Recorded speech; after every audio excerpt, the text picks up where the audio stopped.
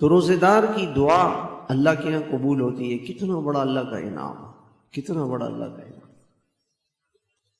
اور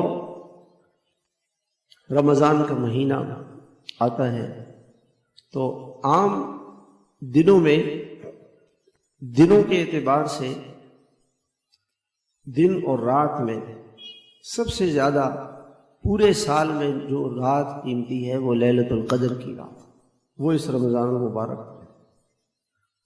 لیلۃ القدر خیر من الف شہر. آپ علیہ الصلوۃ والسلام نے فرمایا کہ ایک رات ہے جو 1000 مہینوں سے بہتر ہے. 1000 مہینے کوئی 80 سال سے زیادہ کی عبادت بنتی ہے. ایک رات کو جاگ لے 80 سال کی عبادت کا ثواب. کسی کو زندگی میں اگر 10 راتیں مل گئی 800 سال کی عبادت کا ثواب.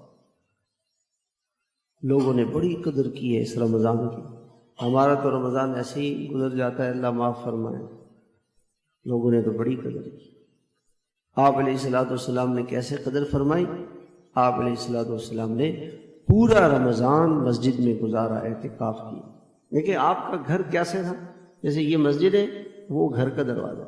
گھر سے پاؤں اس طرف رکھے تو مسجد، اور واپس پاؤں رکھے تو گھر.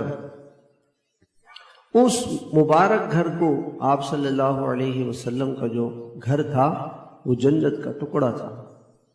اس مبارک گھر کو چھوڑ کر آپ اللہ کے در پہ پڑے رہتے تھے پورا مہینہ.